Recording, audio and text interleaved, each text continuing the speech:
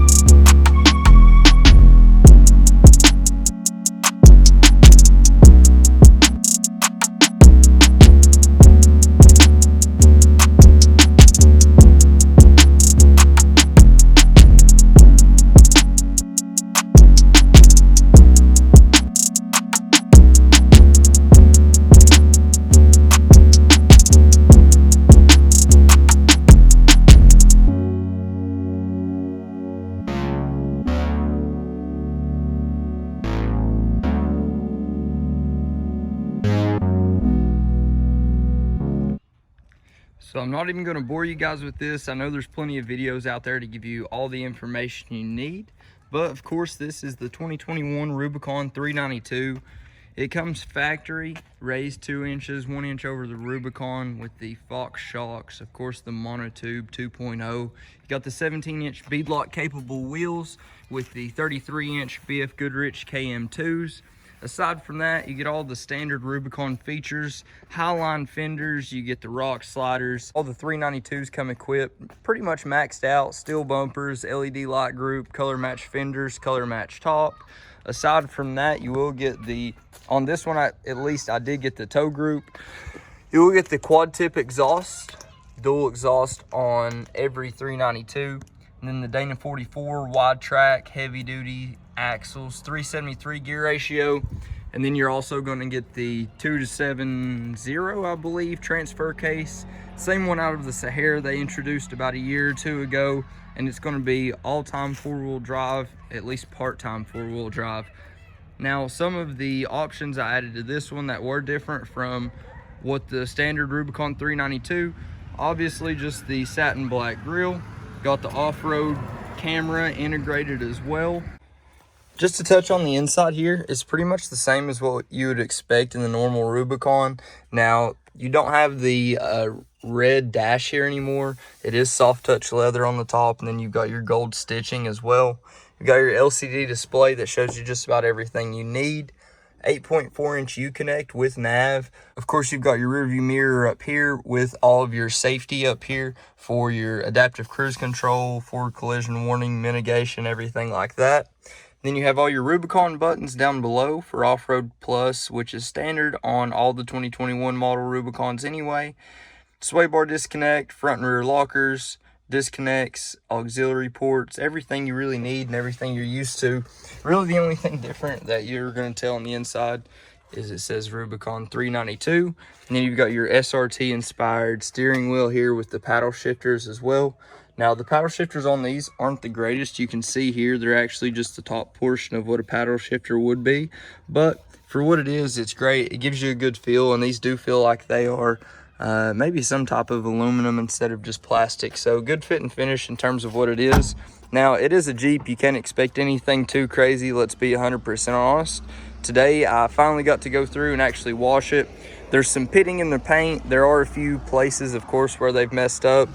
They give you this trim protectant from the factory, and you can see here it's pretty messed up from the factory anyway. I'll probably go ahead and take that off and redo it, but just to give you an idea, it's still a Jeep, guys. It's still a Jeep, so don't expect anything crazy.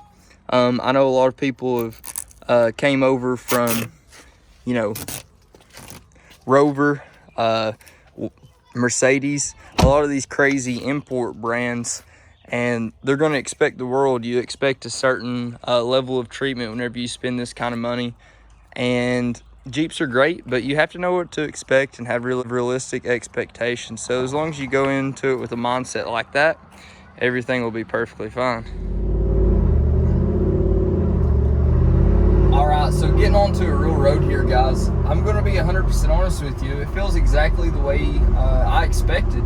So it kind of feels like the Power Wagon in a sense of the torque right there immediately as soon as you want it. And then of course it feels just like a Rubicon, a typical Wrangler, in a sense of whenever you go around a curve too fast, it feels like you're gonna die. It's not too crazy, but I mean, with the weight of the vehicle, the way it reacts, the way the suspension pulls and throws you everywhere, I mean, it's intense. It's a lot to hold on to. So I understand why a lot of people, you know, they've been saying it's absolutely insane, it's crazy. It's dramatic. It's very dramatic. It's a lot of fun, and it sounds great. So, I mean, for me, it's the vehicle of my dreams. It's everything I could ask for. You can have fun. You can get in a little bit of trouble when you want, but really and truly, it's just a great vehicle. Now, a lot of people have complained about not having a sport mode, saying the 8-speed in this is responding quite a bit slower in terms of the paddle shifters. So what I have noticed, there is no sport mode, but there is an off-road plus. Now, I don't know if it's advised to use it on pavement, but whenever you put it in off-road plus, it does change your shift points. It'll hold your RPM range quite a bit higher. It'll downshift quite a bit earlier. Your throttle response is quite a bit better. So, I mean, just overall, it's basically a sport mode. Now, your four-wheel drive is engaged manually still, but it is four-wheel high auto all the time. So I'd say the four-wheel high may be a bit more aggressive in this off-road plus, but I wanted to show you guys how quick the shifts can really be. Now, hopefully you can see my upshift finger here, and you can get a real-time reaction. All right, so right here, I'll downshift. You can hear it.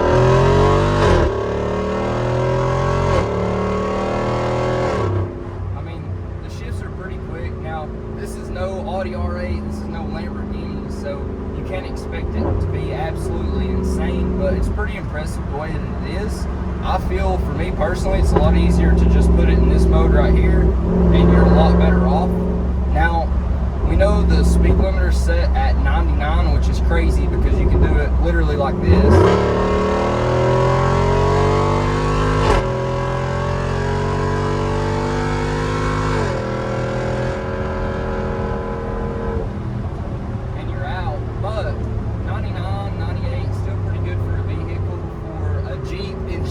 Let's be honest.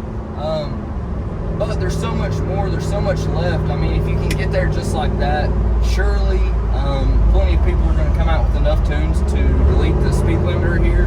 Now, of course, the limitation really just comes down to the tires, the speed rating, and I guess they're just a Q speed rating. There's a chart that I looked at the other day just to get an idea of the speed index on tires. So the speed index for these to go at the speed that they could be rated for would be, I can't remember what category it was, but I did try to find a mud tire in that category or even a really aggressive all-terrain. I wasn't able to. So that just goes to show you that they probably had an idea behind what they were doing, and they're just trying to meet as many of the regulations that they can and still give us what we want. Now, we've got to be 100% honest here, guys. It's kind of crazy that we have it in the first place, so you can't really complain too much.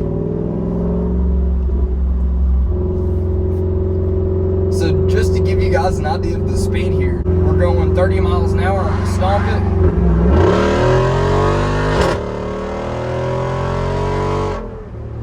And it's 70 just like that.